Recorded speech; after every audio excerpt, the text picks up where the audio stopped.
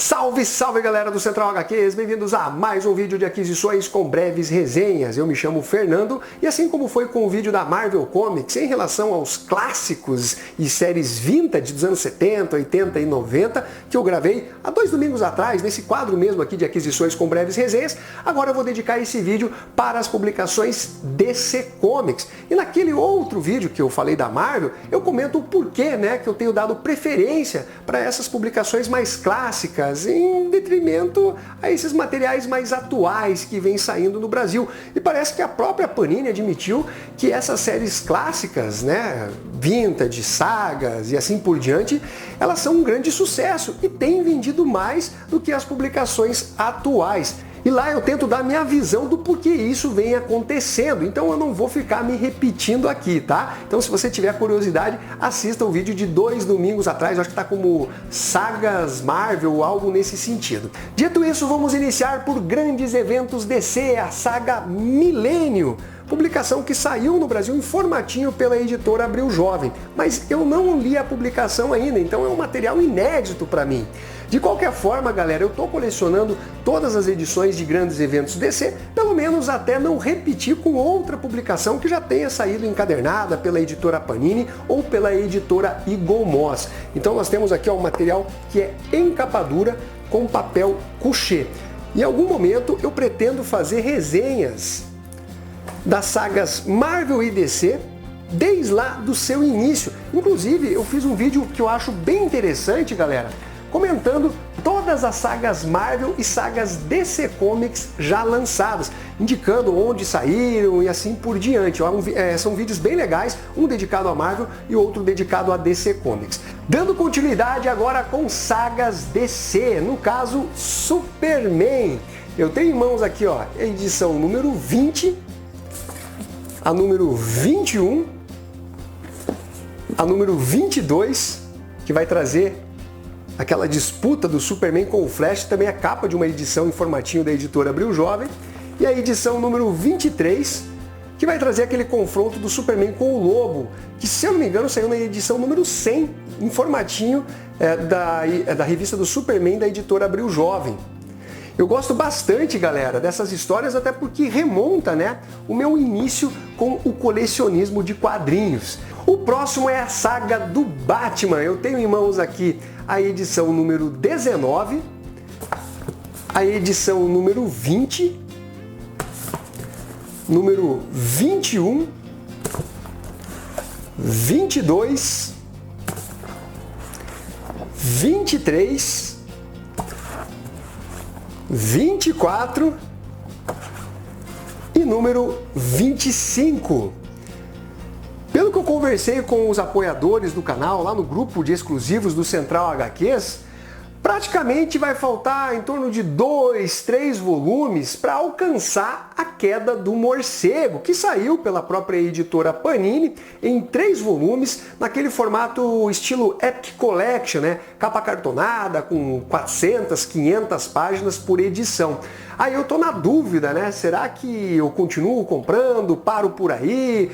Porque realmente depois as histórias elas não ficam lá com grande qualidade. Tem os seus bons momentos, mas eu acho que a Panini poderia dar uma espécie de pausa na publicação da saga do Batman para colocar outros personagens DC Comics. Imagine só uma saga do Aquaman do Peter David, uma saga do Lanterna Verde Kyle Rayner, uma saga do Arqueiro Verde do Mike Grell, uma saga do Questão do Denny O'Neil. Seria simplesmente espetacular, porque não vai dar para colecionar várias sagas ao mesmo tempo. Então tem que encerrar uma e iniciar outra. Eu acho que a do Batman, alcançando até a queda do morcego, já seria interessante dar uma pausa e começar com outros personagens. Mas essa aí é só a minha opinião. E finalizando aqui a parte de aquisições, com mais uma saga, nós temos aqui o volume 4 da Liga da Justiça. Vai trazer o crossover aqui com Wildcats, que foi lançado também no Brasil esse crossover. Eu acho que foi pela própria Panini ou pela Mitos, mas enfim. Temos aqui a edição número 5, a edição número 6, a número 7, que vai dar início aqui a DC 1 milhão, e depois a edição número 8. Eu já resenhei as 3 primeiras histórias, né, da saga da Liga da Justiça, que vai tratar do run do Grant Morrison à frente do título dos 7 grandes da DC.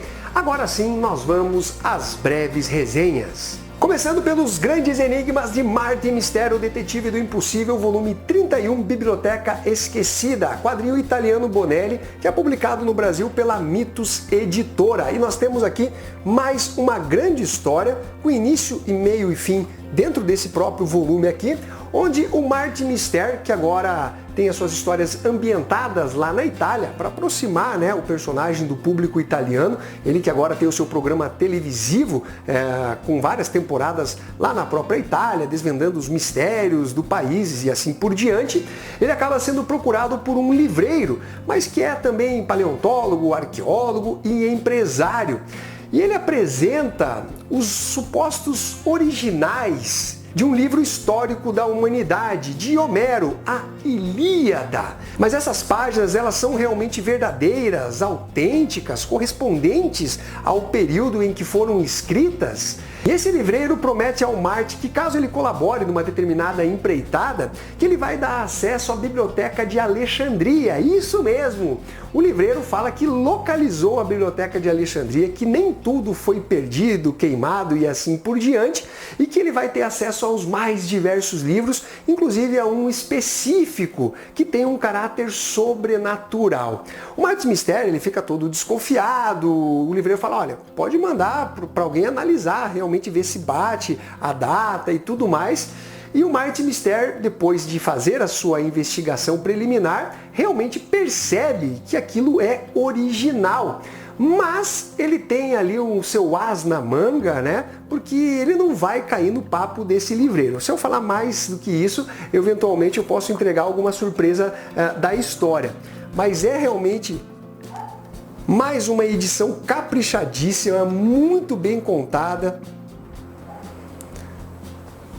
Mais uma vez, dando uma aula cultural para o leitor, resgatando esses elementos históricos que são muito interessantes em toda a história da humanidade. Um trabalho artístico ok. Eu não sou muito fã dos desenhistas das séries do Martin Mysterio, mas eles fazem um trabalho competente. Então, galera, mais uma edição caprichadíssima aqui dos grandes enigmas de Martin Mysterio. Na sequência, mais um quadrinho italiano Bonelli, Júlia, nova série As Aventuras de uma Criminóloga, volume 12, O Fantasma Escocês, que tem uma bela arte de capa, publicação da Mitos Editora. Se vocês acompanham o canal, sabem que eu já li várias edições da Júlia, inclusive tenho resenhado as publicações da personagem justamente nessa parte de breves resenhas, e eventualmente eu faço alguns vídeos específicos também. E assim, eu sempre comento que as histórias da Júlia, elas têm um caráter real, né? No sentido de ter uma criminóloga que auxilia a procuradoria ou a polícia a desvendar os mais diversos crimes. São coisas que poderiam acontecer no mundo real, né?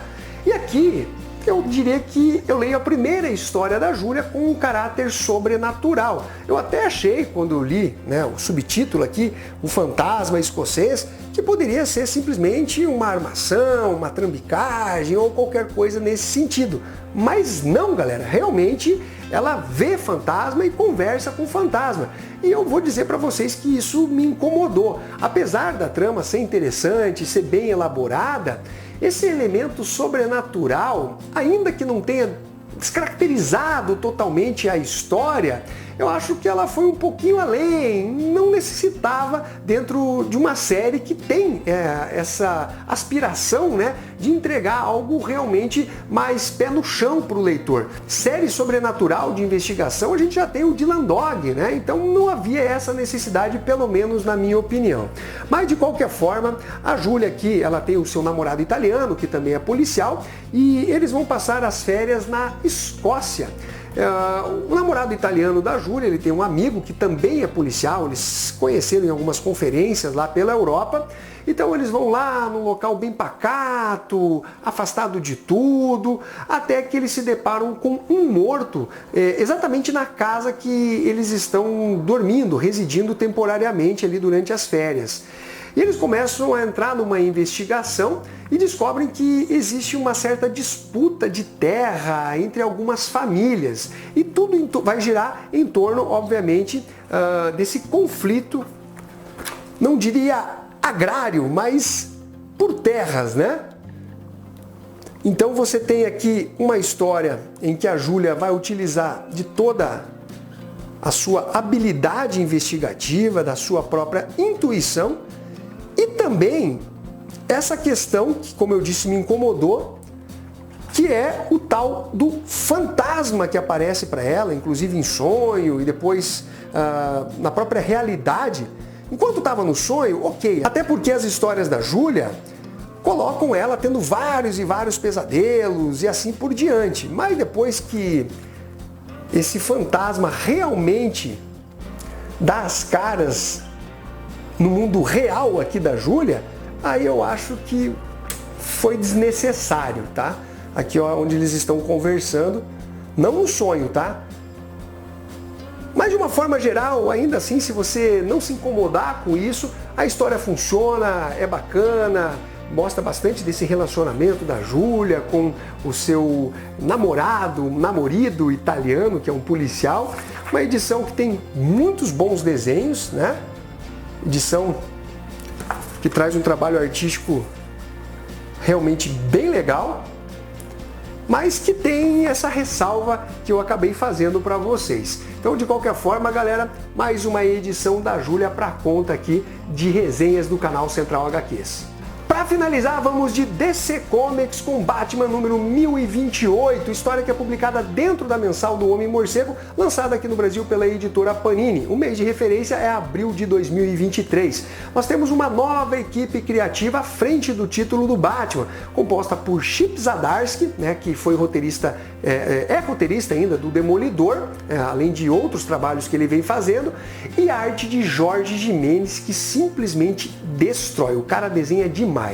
Eu já falei das primeiras histórias escritas pelo Chip Zdarsky e sinceramente não me empolgou. Não que as histórias sejam ruins, mas considerando o nome que o Chip Zdarsky ganhou nos últimos anos, né, concorreu ao prêmio Eisner e tal, eu esperava mais. Porém, as histórias elas são interessantes, tem ali o seu feijão com arroz que dá para você se divertir, tem aquele saborzinho gostoso. Então, basicamente, nós vamos ter um arco de histórias em que o Batman criou um robô conhecido como Infalível, muito poderoso, que tem todas as contramedidas possíveis quando ele vai enfrentar qualquer outro tipo de personagem, e ele basicamente detonou o Bat-Squad, o próprio Homem-Morcego está à beira da morte. E na edição anterior, na 1027, nas últimas páginas, nós temos a presença do Homem de Aço. E aí eu pensei, pô, problema resolvido, né? Mas não é bem assim. E o Batman, obviamente, criou um robô que é capaz de enfrentar até mesmo o Homem de Aço. E aí a gente vai ter o lance da Kryptonita e o Superman agindo feito um retardado, tá? Ele age feito um imbecil que parece não saber utilizar os seus poderes. No início, até o Chip Zdarsky fala, porra, se o cara tem Kryptonita, o Superman vai atacar de longe. Mas ataca de longe e depois já se aproxima e obviamente acaba sendo ferido. Aí o Batman, que está quase morto, preciso ajudar meu amigo. E aí surgem outros membros da Liga da Justiça, inclusive o Caçador de Marte, que é mega ultra poderoso, e parece que ninguém consegue dar conta do tal do Infalível. O Batman acaba salvando o Superman, fugindo, resgatado pelo Aquaman, e aí passam-se algumas semanas e o Infalível agora ele já tem quase que um exército de robôs que ele acabou criando. Assim, a edição, ela tem bastante ação, assim, coisas interessantes acontecendo, mas me incomodou o quanto os outros personagens, a própria Liga, são usados como bucha de canhão para mostrar que o tal robô, ele realmente é poderoso, ele é infalível. Eu diria que se você relevar isso, você vai ter um melhor aproveitamento da história. Se eu fosse dar uma nota, eu daria uma nota 8 até para esse arco de histórias. Tá legal, tá divertido, sentido, mas não realmente corresponde ao status que o Chip Zdarsky ganhou nos últimos anos. Bom, então é isso daí, galera. Eu espero que vocês tenham curtido esse vídeo. Não esqueça de dar o seu like, compartilhar e ficamos até a próxima. Fui!